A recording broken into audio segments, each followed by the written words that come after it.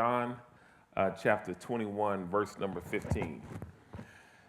And so when they had eaten breakfast, Jesus said to Simon Peter, "Simon, son of Jonah, do you love me more than these?"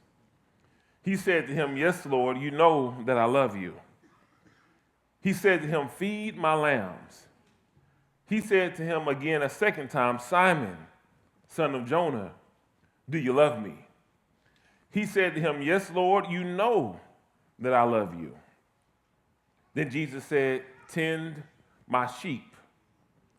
He said to him the third time, "Simon, son of Jonah, do you love me?" Peter was grieved because he said this to him the third time, "Do you love me?" And then Peter responded and said, "Lord, you know all things. You know that I love you." Jesus said to him, "Feed my sheep. Most assuredly I say to you, when you were younger, you girded yourself and you walked wherever you wished. But when you are old, you will stretch out your hands and another will gird you and carry you to where you do not wish." This he spoke, signifying the death by which he would glorify God. And when he had spoken these words, he said to Peter, "Follow me." You may be seated.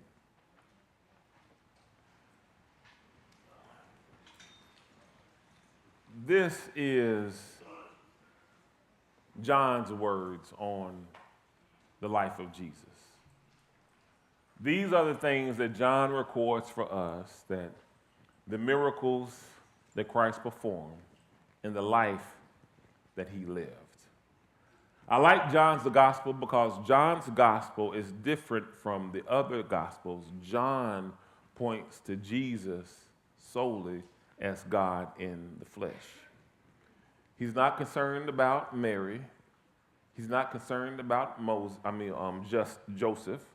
I almost said Moses. And he's not concerned about the manger. He's concerned about the Word becoming flesh. So much so that even the miracles that John records in his Bible, in his gospel, or in his version of the gospel, and then the I am statements that he records, all point to Jesus being God. John's sole purpose for writing his book, this book that you and I have, is simply so that you and I would believe. And I don't mean believe in the loose sense. I mean believe in the biblical sense. Because biblical faith is a faith that moves. It's a faith that trusts. It's a faith that believes. It's a faith that is sure. It's a faith that is active. It's a faith that is in motion. That when we say that we believe in God, or when we say that we trust in God, it's not just something that we say as a magical incantation, but it has to be something that we believe with every fiber of who we are. That we really, truthfully have to trust and believe that God is who he says he is, and that he can do what he says he can do. And that should be the bedrock of our hearts and our minds. That should be the base of our reality. That should be the lens in which we see and interpret everything else, based on the fact that our God is real and that we are in relationship with him, and that everything we say and do are to testify to that truth. I hear you, Brother Barney. He's saying that I'm telling you these things not to impress you with his might or not to impress you with his power. He said, I'm telling you these things because I need y'all to know God the way that I know God. John's words are personal. John's words are intimate. John's words are firsthand knowledge, a firsthand account of who Christ is and what he's done. He writes his book simply so that you and I can believe on who he is. And this is coming towards the end of the book, and I love the way John closes out this gospel, because you all, I don't care who you are, we're going to find ourselves in certain seasons of life. Everybody has some regret. Everybody has something that you did last year that you wish you wouldn't have done. Some of y'all called somebody that you wish you wouldn't have called. Some of you responded to a text message that you wish you wouldn't respond to. Some of you tweeted something online, now you're sitting in HR and you don't know how hard jobs are to come across nowadays, and you talking about a tweet online gonna mess up your paycheck? No. We all, for one reason or another, we wrestle with regrets. You cannot live this life not wishing you would have done some things differently or better. Nobody's batting 1,000. Some of y'all right now, during your fast, you ate a Twinkie. And what you were doing, you were eating that Twinkie in regret all at the same time. What I'm trying to say, although we're making light of it right now, what I'm trying to say that if you live enough life, you will find yourself in positions that you never thought you would be in. That if you lived enough life, that in chapter 1, we didn't think that chapter 6 would look like this. There are certain things that have been added in your story that you have to live through that when you started out, you never thought it would be like this, but it's like this. And I know that there are some of you, because I used to be one person that said, well, I would never do such and such, or this would never happen to me. And then when you get dropped in the right situation, you realize that you ain't as sanctified as you thought you was. You realize you're not as sane as you thought you were. And that I remember when Hurricane Katrina happened and they were showing all the videos of the looters and everything, and I'm thinking, how in the world are you going to go steal a TV? Where you going to plug it in at? You walking out with a TV, and I remember looking down on them thinking, how in the world could you even do something like this? In the Walmart I happened to work at the time, it was, they had a lot of the evacuees at a particular holding station. And what would happen is that throughout points of the day, they would bring busloads of people over. And I never will forget, I was sitting on the front end one time, and one guy walked past and said, hey, bro, big bro. He said, hey, man, I just need some underwear, dog. Y'all laughing. Broke my heart. It broke my heart that a grown man is people stealing baloney. Baloney. Not even Oscar Mayer, Bar S baloney. I can understand if they were stealing boar's head or steaks and ribeyes and strips, but baloney. Like, what kind of shape do you have to be in that you're willing to steal baloney? That in order to eat, and I remember sitting there thinking to myself, and I went home, and Naya and Angel were little kids at the time. They weren't even in school yet. And I said, man,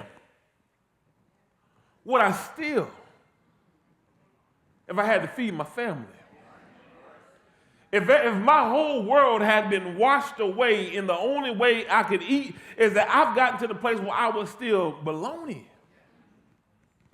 I'm not justifying it, but I understood it. And I think what happens, you all, is that if we live long enough, you will find yourself in a situation that you never thought would happen to you. And let's just tell the truth. We gonna understand certain things happening to them. But to me, I can understand them going through, but I go to Carmel Friendship Church, me? You mean to tell me that, and I say this because that's where Peter was. Peter walked with the Lord. Peter was the leader of the bunch. Peter was the one that was prophesied over him that he said, on this rock I'm going to build my church, and the gates of hell will not prevail against it. Peter was the one that God chose, and then when it came time for the rubber to meet the road, he told him, he said, look here, Peter, they're going to come for me. And when they come for me, you're going to deny me. He said, but after you follow, strengthen your brothers. Peter did like many of us do. Not me. Not me. I can't help but say it.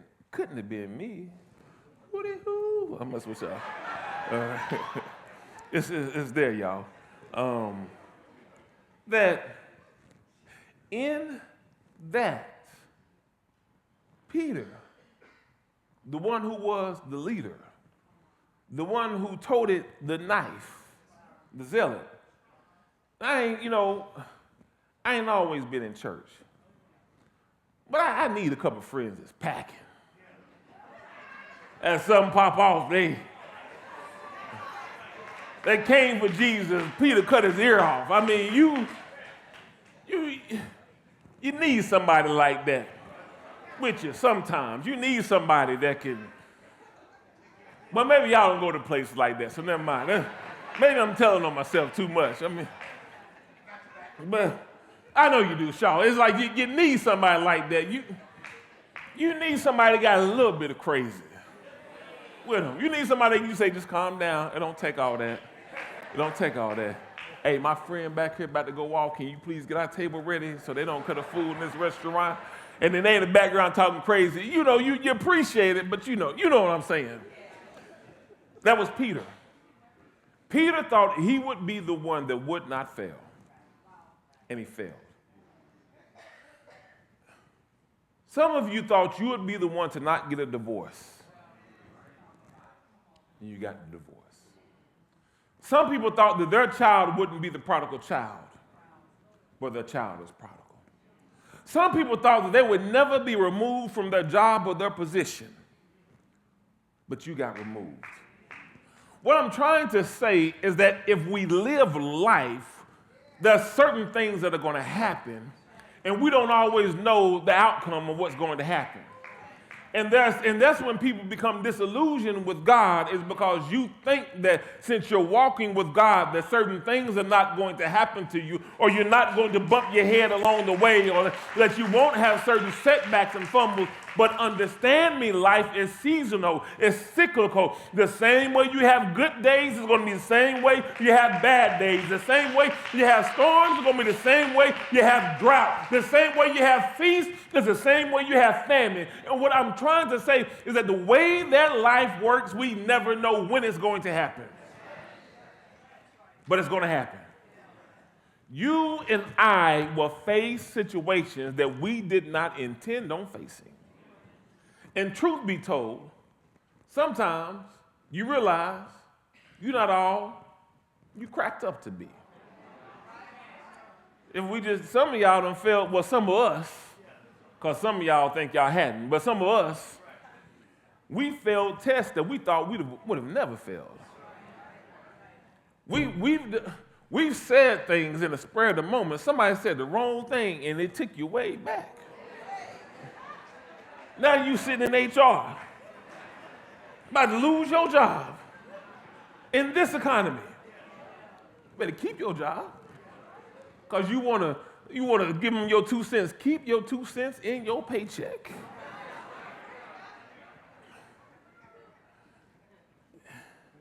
Peter was on the backside of a failure and regret.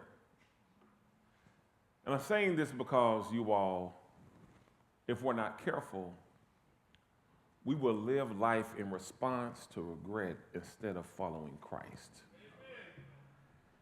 And I know that in a church this size, with all of us in here, that there are some of us that we have some regrets. I'm talking about all of us, Barney. You don't want to tell you that out loud.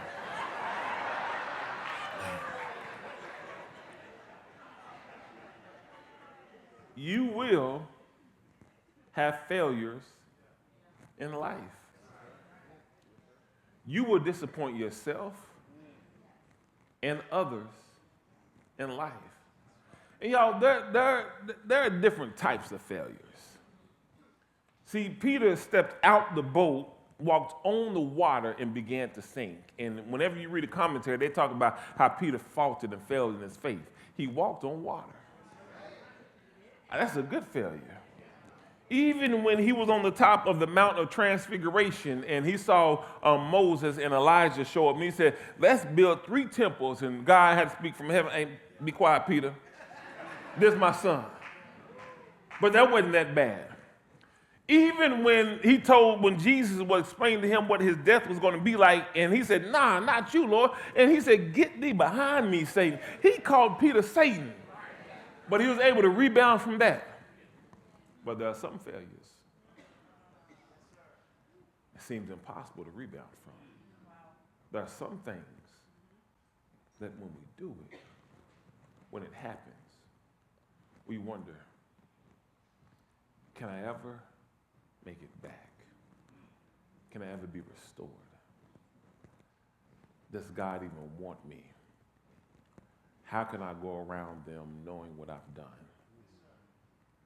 And what I've realized, you all, is that when we settle into those failures, when we have those regrets, that's when we go back. See, I want to share something with you all because failure has a way of pulling us backwards. When you read the story, after all that has happened, it said that Peter said, I'm going to go fishing. The reason that is significant because Jesus told Peter, when the rooster crows 3 times, you're going to deny me. Peter said, no, I won't. He said, yeah, you will.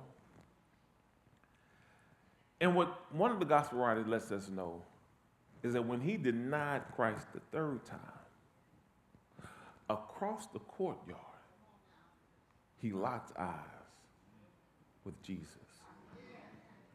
Could you imagine when you broke your fast?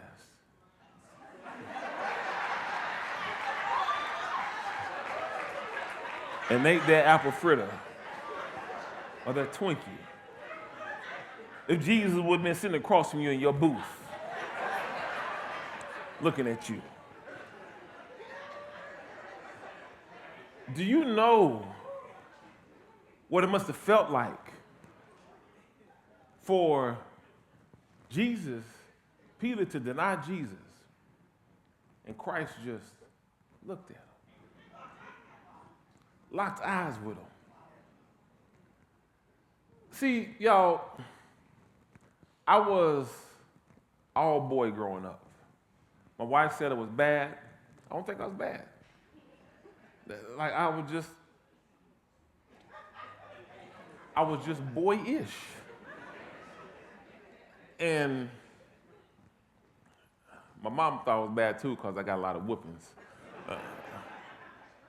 But there was one time in high school when I did something.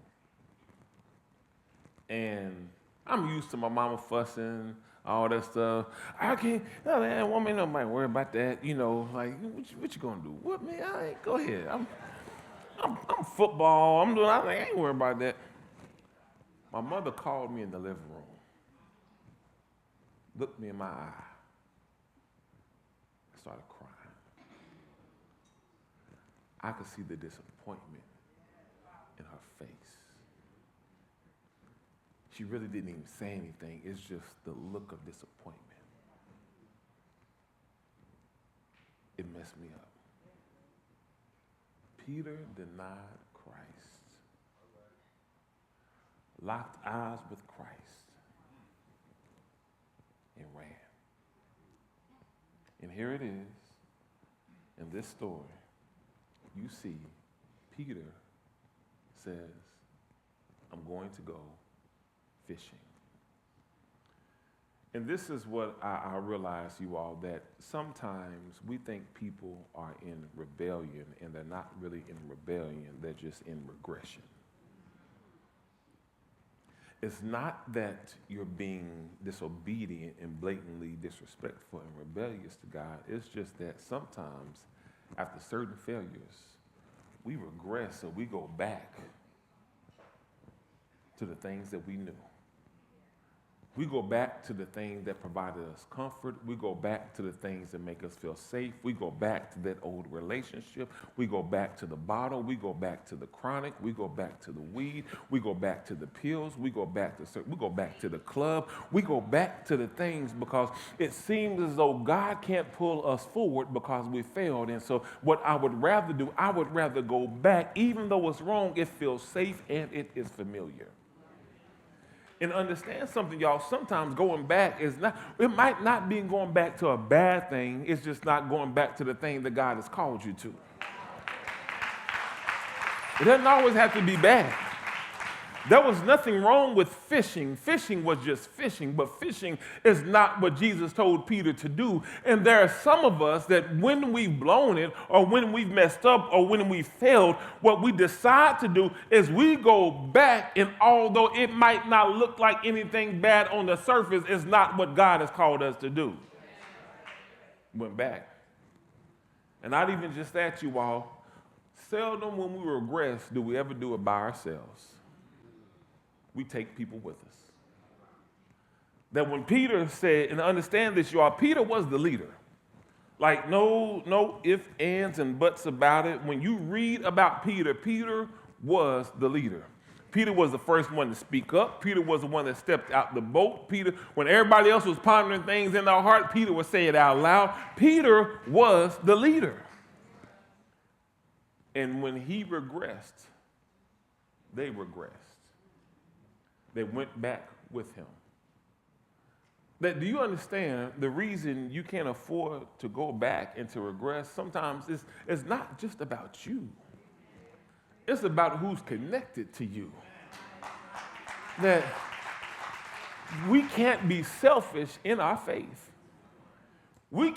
I can't go back to what's familiar because I'm uncomfortable or because I don't feel worthy. Because when I go back, my kids are attached to me. My wife is attached to me. My husband is attached to me. There are people that are depending on me attached to me. And so because I went back, inadvertently, I've caused all of them to go back. Y'all, we never regress by ourselves. We pull people back and down with us. It's not, look, if you think it's just you and it only affects you, don't let the devil lie to you. If you think nobody else cares, it affects people. When I disengage and when I devolve, it affects the people around me. The Bible says that Peter took them, when he said, I'm going to go fishing, they said, we're going with you. How many people have we led outside of the will of God? How many people have we led to the wrong places at the wrong times and the wrong things? Y'all, don't let failure pull you back. I understand that it seems as though God can't use you anymore because of what you've done. I understand that you are wrestling with the fact of, well, maybe, and I think this is a sad thing. I've seen people at the church, well, I got a divorce, or, this happened to me, or, when I was younger, I did this, and I'm thinking like, the person next to you is just as foolish. That if you knew some of the things they did. Look at they just got a hairdo. And they got that old, what they call that enhancement to make it look like they ain't been down there and done that. And then truth be told, some of us, we need to stop acting all high and mighty. Acting like you ain't never. Well, y'all would be ashamed of y'allself. Sitting up here lying in the house of the Lord. And this is what I love about Christ. He meets us in our failure without condemning us. If we could really be Christ-like, like not just go to church, not just have church, but be Christ-like. If I could understand that the same way that God scooped me up, he wants to use me to scoop someone else up. That I can't look down my nose at people. Now, there's some stuff I just ain't going to do anymore. But I shouldn't condemn somebody for doing something that, especially things that you used to do. You used to do. I don't know what happened when y'all get older. Do you forget? Like, whenever I hear the older people talking about this younger generation, Bonnie, juke joints came from y'all. You was Cadillac Records. Papa was a Rolling Stone. Wasn't nothing sanctified about that. Me and Mrs. Jones, as we lay, all of it was raggedy. All of it was raggedy. Every last one of them was, it was just, don't let me get on Luther. Look, so y'all got quiet then. All right now, you took it too far. See how y'all get all sensitive?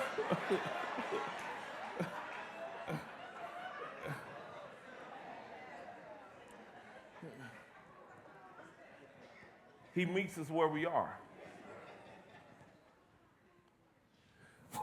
Even though Peter went back, that didn't cancel the assignment or the promise that Jesus had placed on Peter's life. And in the process of that, Jesus went to go seek out Peter where he was. And as Peter was out there fishing, they recognized that it's the Lord. And Peter, in usual fashion, gets to Jesus first. While he's sitting there, and this is the thing about a true encounter with God, he touches us where we need to be touched.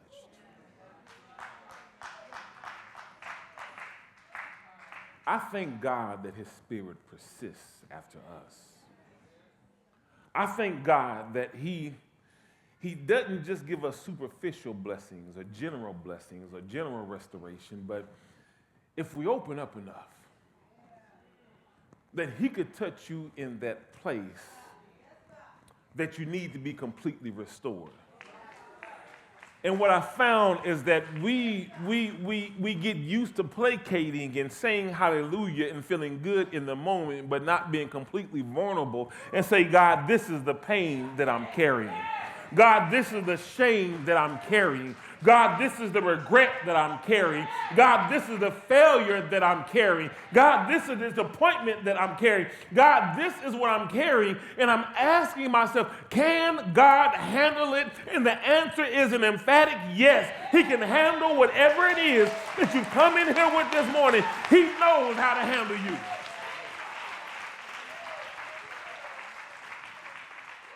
He said, Peter, do you love me?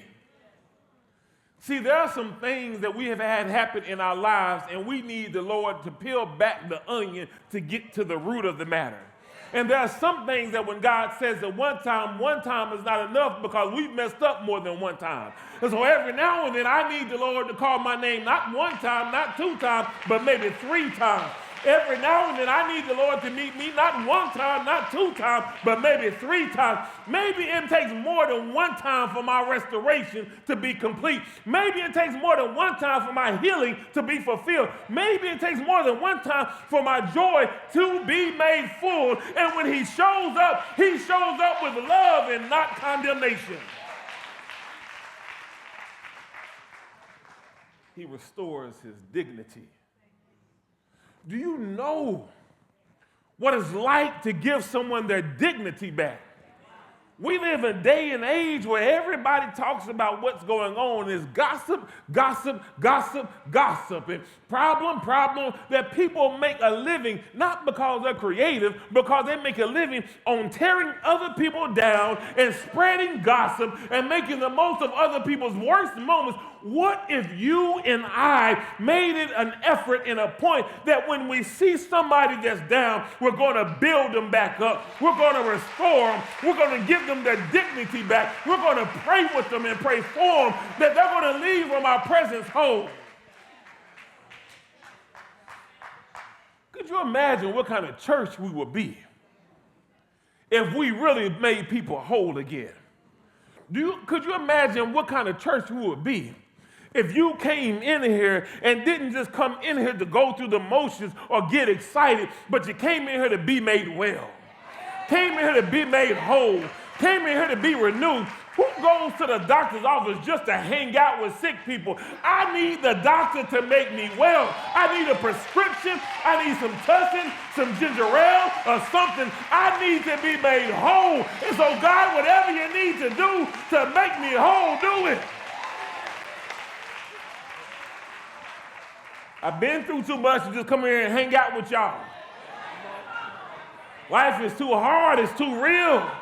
My kids need things. My wife needs things. You're going through stuff on your jobs. Do you understand that we serve a God who is able to restore you and make you whole and give you your dignity back? Let you hold your head up high. Give you purpose. Give you direction. That's the God that we serve. He restores. That the place of Peter's shame, that's where God uses. He had to ask Peter 3 times because Peter denied him 3 times. See, sometimes the process is uncomfortable, but it's the process. There are some things we would rather avoid because it's uncomfortable. And y'all know how we do. I don't want them all. There you go. Who said it? You already know. You speaking in the prophetic, sir. We don't. But maybe we've shut Christ out of our business as well.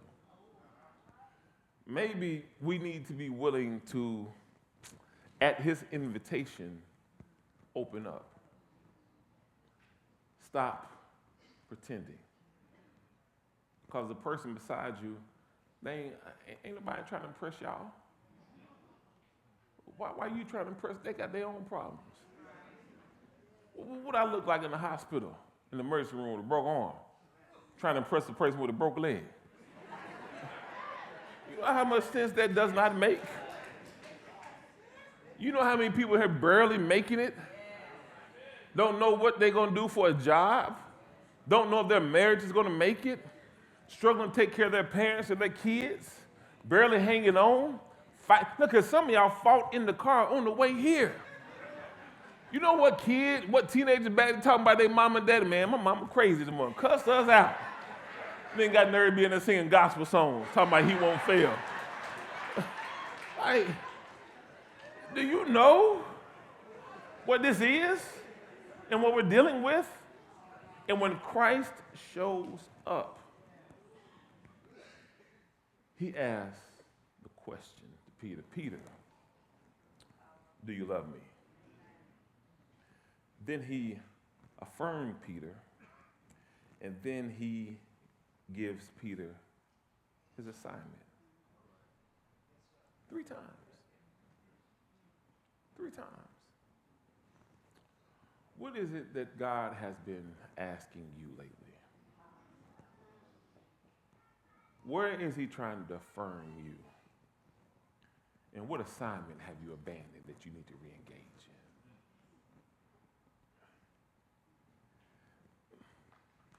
I say this because I don't want us to stay stuck in regret and stay stuck fishing when God didn't call us to fish. And that's why fishing wasn't working this time. Because I don't care how smart you are, some things can only be done with God's help.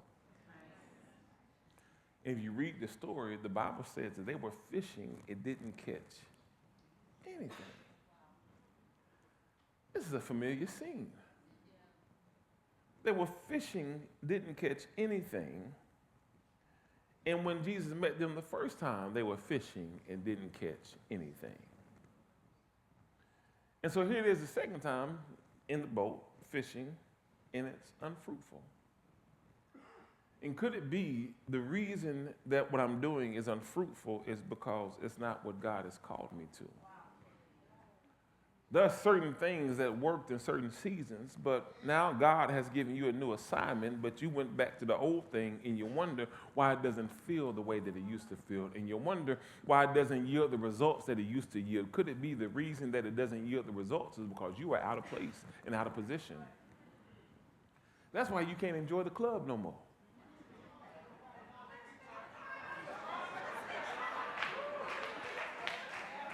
Up in there yawning. It's your old self. Young folks looking at you like, man, Unc need to go ahead and go home. All right, go ahead and pack it up, play. It's over with. Jim talking about, I want to go to a jazz club. Jazz club? Does it open at 4? Gonna have me out at 9:30 at night in the middle of the night. Listening to a saxophonist lulling me to sleep.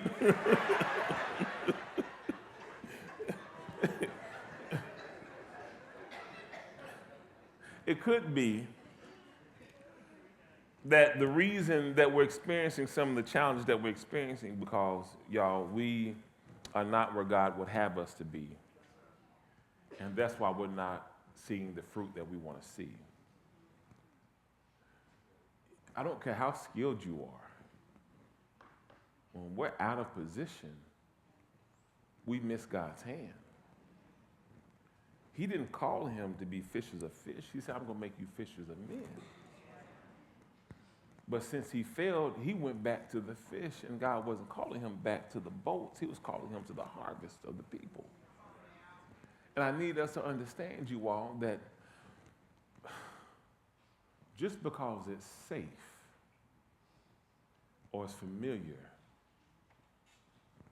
and it's not fruitful, how many of us are in familiar, unfruitful places without God's hand over us? Human skill alone is not enough. You need God's hand on whatever you do. And we need to walk in the assignment that he has given us. Not the one that's easy or comfortable or even the one that we want. And this is the last thing I'm going to say because y'all saw Dre get on the keyboard.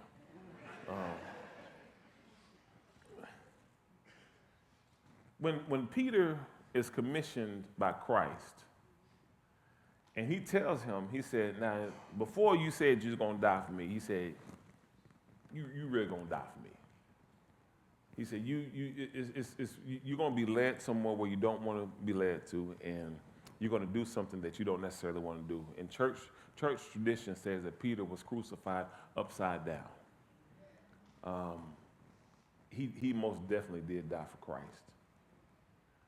The challenge with that, though, you all, is that when Peter heard about what was going to happen to him, he did what most of us do. Well, what about John? How he gonna die, Lord? Like we're going, and what amazes me about us as believers, we can't even walk fully in what God has for us because we keep comparing it to someone else. You worried about what's on their plate, and you can't even enjoy your plate. You can't even focus on the mission that God has given you because you're so concerned about what God is doing through someone else. Can I give you some? He's big enough. God is big enough to bless you, your neighbor, and me, and people in Milwaukee, overseas, everywhere. He's big enough.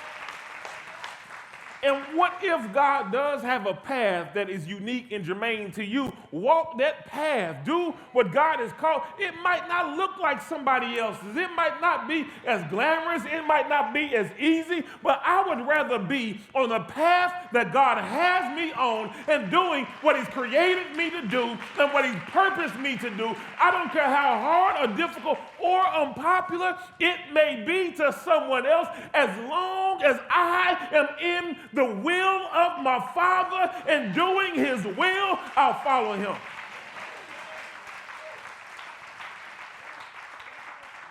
And I love what Jesus did to Peter. He said, follow me. The same thing He told Peter before the fall. Follow me. The same thing He told Peter before the failure. Follow me.